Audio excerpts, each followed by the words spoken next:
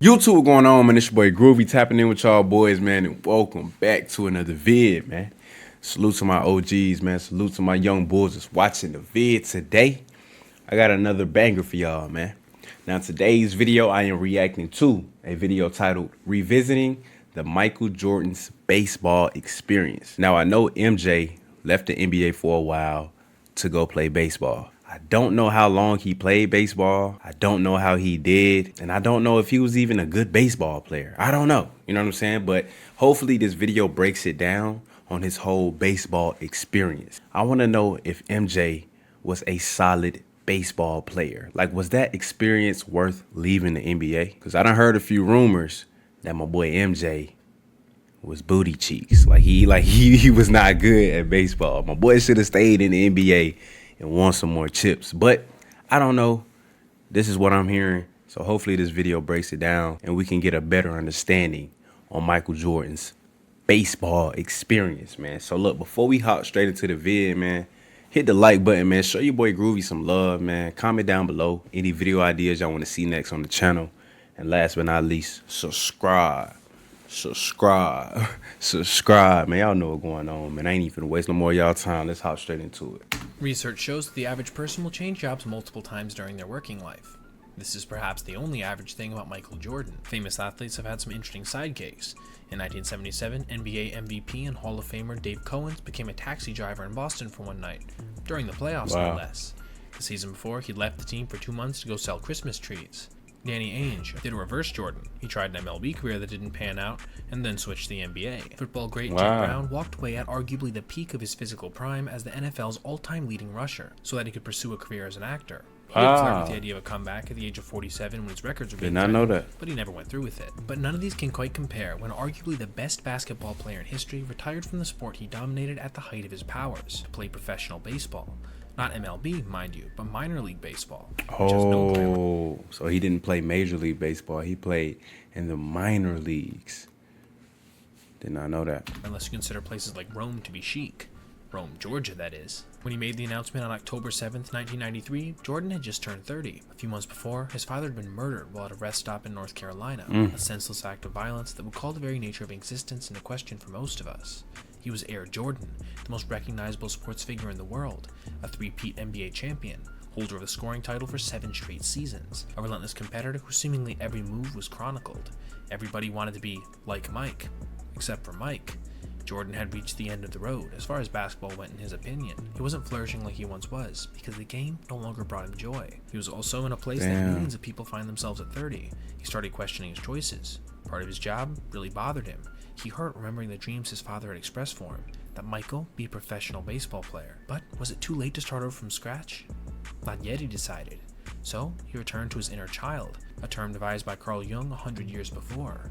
For many, nothing went with childhood like baseball. And, like millions of others, Jordan was probably never happier in his life than when he played Little League. Oh, so I'm guessing, y'all let me know if I'm wrong. I'm guessing Mike went over to play baseball just to fulfill his pop's dreams of him playing in the big leagues, in the MLB. You know what I'm saying? Obviously, like the video said, after his father's passing, and around the time he was 30 in the NBA, you know, I guess he was feeling a little depressed. You know, the game of basketball wasn't bringing him any joy. So after his father's passing, he wanted to, like I said, fulfill his father's dreams of him playing in the major leagues or playing baseball professionally. So y'all let me know if I'm wrong or not. Throw in some gambling controversy and you get a pretty complicated picture. But we'll get into that in a bit. First, we have to go back to the beginning, when a young Mike first picked up a bat and glove, dreaming of Major League stardom before he ever touched a basketball. As a child, Jordan's team was the Oakland A's, who repeated a World Series run between 1972 and 1974, eerily foreshadowing MJ's double three-peats with the Bulls. Those years happened to coincide with Jordan's own rise in the game, when, at age 12 in 1975, his team competed for a trip to Williamsport and the Little League World Series. Jordan's team was from Wilmington, North Carolina, and they had won their state tournament largely because of a certain pitcher named Mike Jordan, who apparently routinely threw no-hitters. He wasn't, however, the kid who hit puberty early. He was on the small side, and his best pitch wasn't an overpowering fastball, but a wipeout slider. He was a power hitter as well, even back then apparently. In the regionals in Georgia, an offer was made.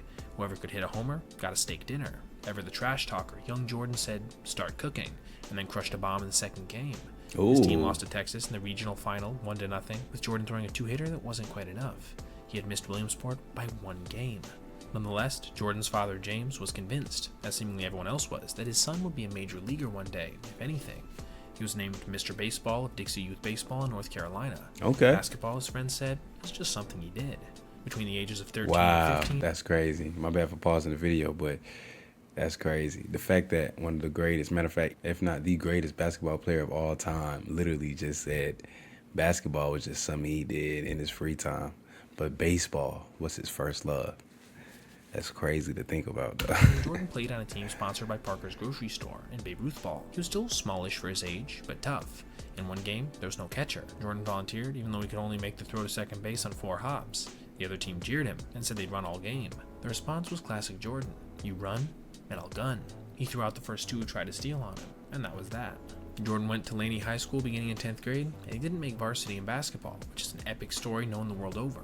But neither did he make varsity in baseball. He played JV and batted 3rd in the order, while pitching, hitting .433 with no homers while going 5-2 with an ERA of 1.60, with just 29 Ks in 35 innings. Okay. In the field, apparently, he committed no errors.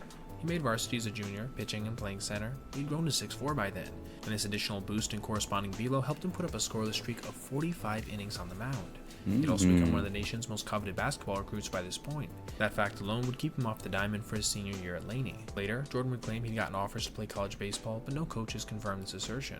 He never played at UNC, but he did room with Walt Weiss, a future MLB shortstop. "My father always thought I'd play professional baseball," Jordan said. "My dream was to play professional baseball. Something got in the way. It's called professional basketball." Prior to Jordan's announcement in October 1993, his best-known baseball exploit was winning the Celebrity Home Run Derby at the All-Star Game in Baltimore, though actor Tom Selleck hit the only official homer, a 318-foot shot over the right field fence. But it was Jordan who smacked a long drive to center that didn't quite go out, but traveled farther overall, and thus, he was declared the winner. That was on July 13th. What Jordan couldn't know was that just 10 days later, his father James would be murdered in Lumberton, North Carolina. It was a senseless, horrific killing that shook Jordan to his core, as such tragedy would impact anyone. This was the father who loved baseball and who thought Michael would make it to the bigs in the major leagues. Damn. And that seemingly had a pretty huge effect on him. When Michael retired from hoops in October, he was probably already taking BP several times per week at the cages at Comiskey Park.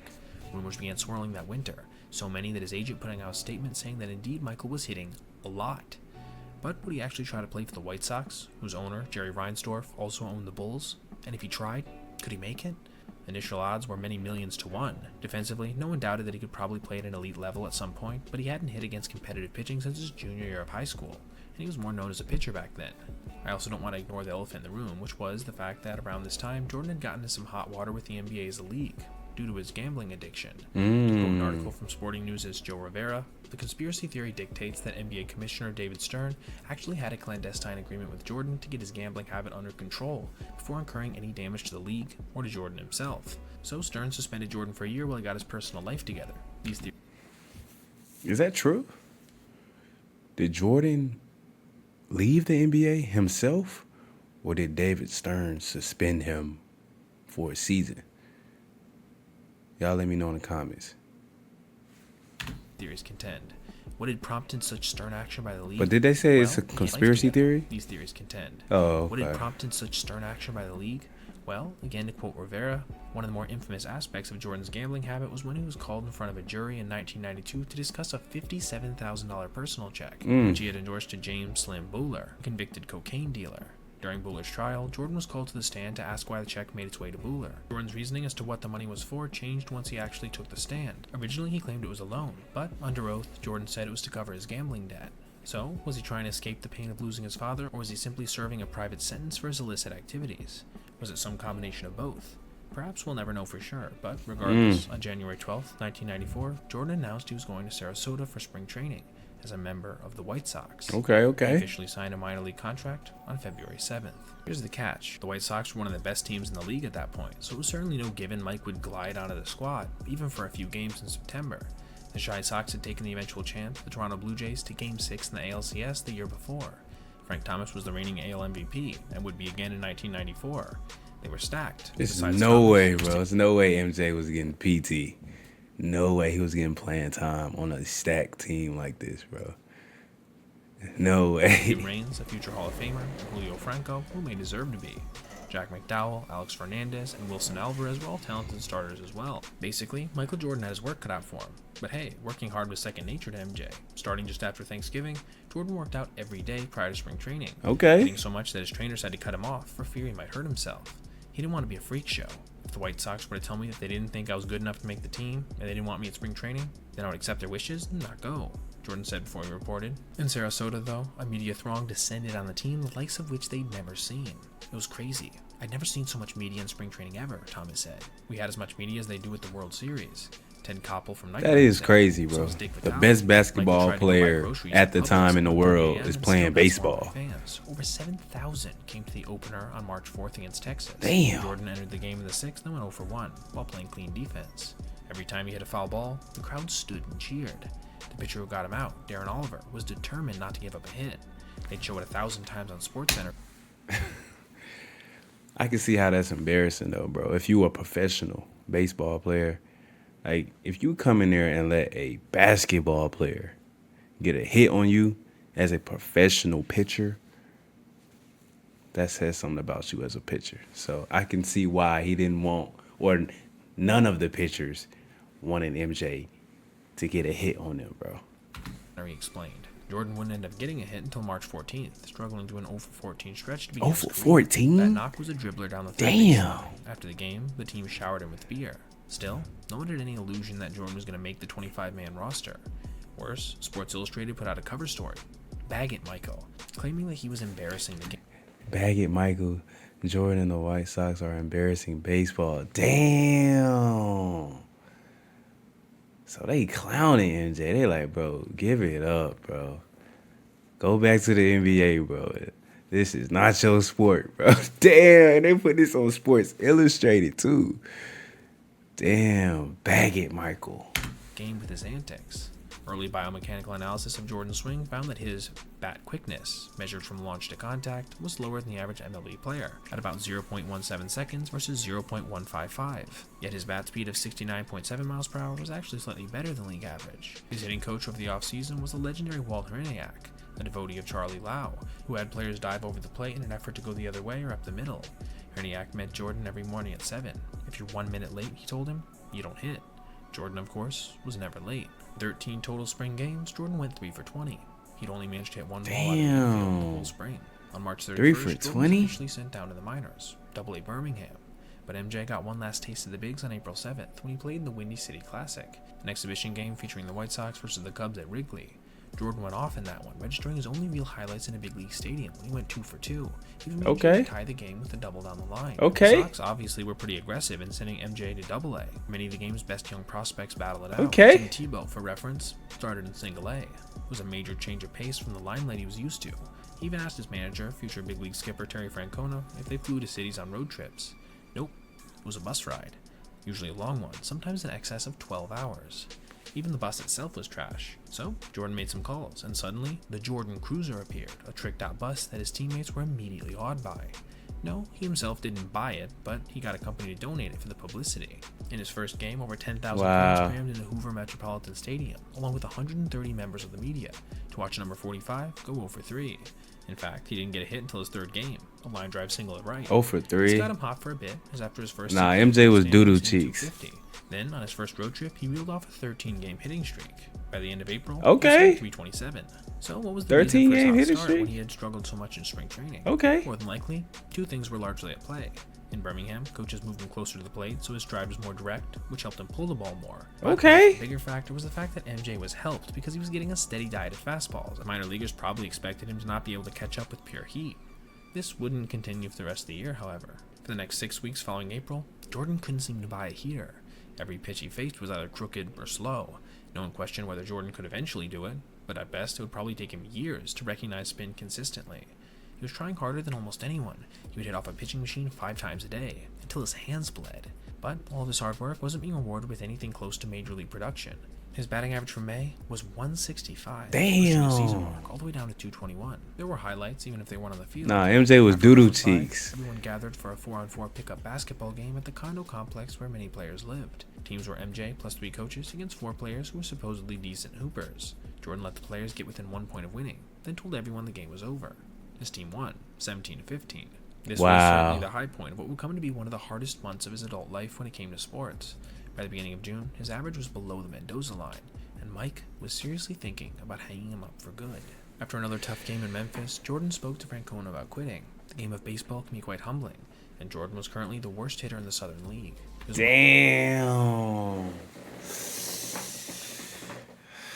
Damn, my boy MJ was embarrassing. I mean, he had a stretch where, he was, performing okay, but my boy is really out there just embarrassing himself in the sport. I do like the fact that he was still practicing, you know what I'm saying?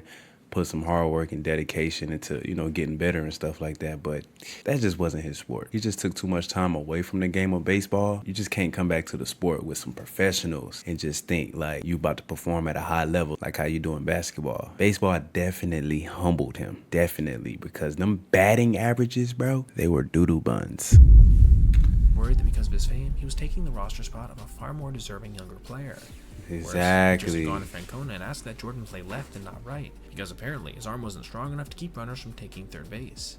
Francona said that his hands were tied because the orders on where Jordan played came from, quote, up high. They flocked by the thousands to see him play, and he was apparently very generous about signing autographs, even for opposing players. Usually during BP when he was shagging flies, they'd bring every item under the sun for him to sign, and he usually did. In the clubhouse, he loved to play ping pong with Francona, and they even developed a mutual passion for Yahtzee.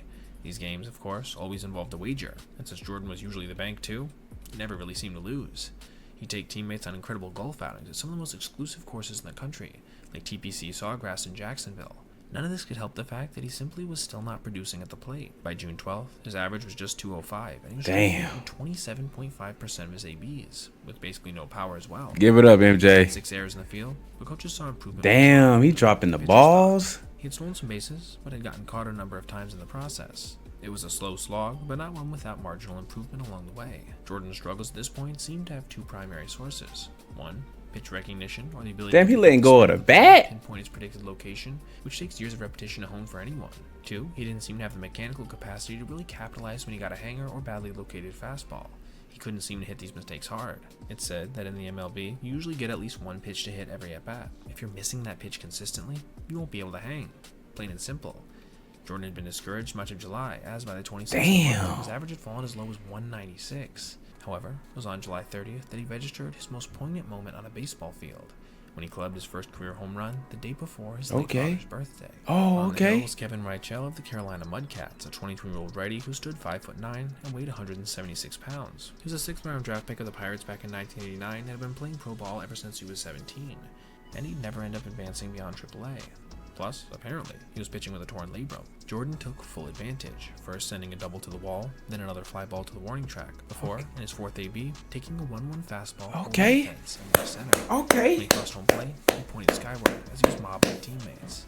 It still makes me emotional because I wish he was here to see it, Jordan told reporters afterwards, referring to his father, but I know that he saw it. An MLB player strike loom had a tremendous impact on MJ's future. His father was happy, In the long run, it definitely. probably contributed heavily to his return to the NBA.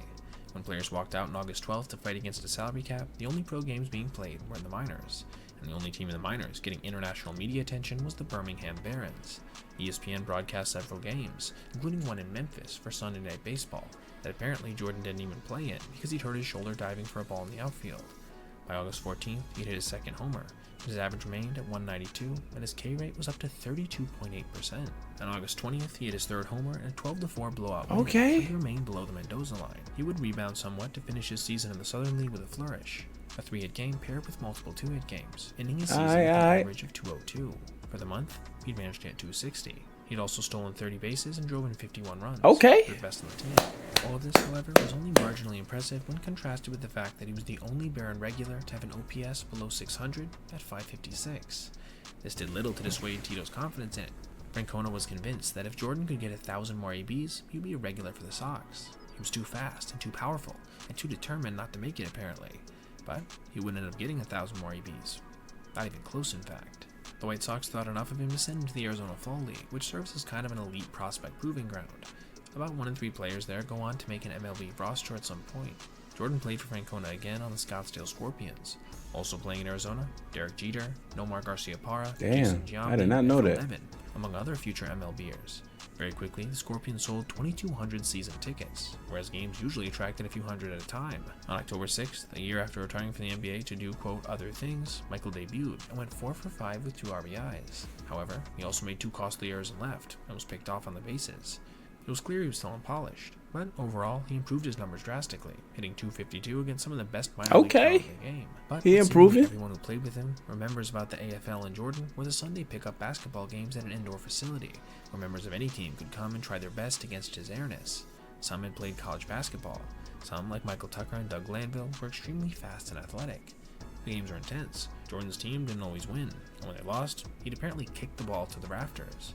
But only rarely did he really go all out, leaving his fellow professional athletes speechless in the process. He had plans to work hard in the offseason and report to AAA Nashville. Apparently, he had no plans to return to the NBA. He was committed 100% to being a baseball player. Francona thought that he understood why, because during those long bus rides, no one could get at him. He could be himself. He could play cards, joke around, and just generally be a normal person. Sure, he had a few close relationships with other Bulls players, but he treated his baseball teammates like legit pals. He spent hours and hours with them, and seemingly relished being treated like just another scrub trying to make it to the bigs. He reported to spring training in 1995, but he didn't want to cross the picket line, so he went home. A few weeks later, he was back with the Bulls, and out of the Durham variety. Soon, he was ripping off another three-peat. His reason for this hasn't been well explored. Maybe he was bored, maybe his gambling suspension had ended, maybe he just thought that his baseball career had run its course. But regardless, apparently, Coach Phil Jackson saw a different Michael returning. He was more patient with his teammates now, more giving of himself. Francona speculated that Jordan had discovered a love for competition in the minors that fueled his return to basketball greatness. Some have likened it to a spiritual journey. It's easy to compare what Jordan did to what Tim Tebow tried to do, which we've already made a video on, make it in pro baseball after a decade of not playing. There certainly are parallels, but Tebow only went to baseball after the NFL had rejected him. The better comparison would be if Tom Brady had suddenly quit the Patriots in his prime to try to make it with the Red Sox. More than likely, Jordan didn't go to baseball because he had nowhere else to turn. He went to baseball for the same reason we all do, for a timeless peace of mind that connects us to the wonders of youth, when we didn't have a care in the world. Gambling conspiracy theories aside, this is something that everyone who loves our great sport can relate to. That was a great video, man. From the looks of it, it looks like MJ was a below average baseball player, but the fact that he was just so determined to get better at the sport and to try to get that spot on that major league team with the White Sox was impressive, though. You know what I'm saying? Even though he was failing in the minor leagues, he had a couple of stretches where he was performing well. But the fact that he was just failing so much and didn't quit and, his numbers were, slightly improving and stuff like that just shows what type of person Michael is, what type of character he has, what type of determination he has as a person. My boy was a worker, though. He was a worker, you know what I'm saying? And the fact that he fulfilled his father's dreams of him playing professional baseball was also dope. It also humbled him, too, as well. As a professional athlete, obviously being the best in the world at basketball, switch sports, it humbled him, you know what I'm saying, from not being the best, having to work extra hard, you know what I'm saying, to get minutes and to, get that desired position on that major league team. I do think MJ going to play baseball definitely had a huge impact on him winning more championships when he got back to the NBA. It's kind of hard to explain, but I do agree. That's dope to see, man. Y'all let me know what y'all think about this video in the comments down below. Hit the like button, man. Show your boy Groovy some love. And last but not least, subscribe, man. Y'all know what's going on. See y'all boys in the next video, man. I'm signing out, man.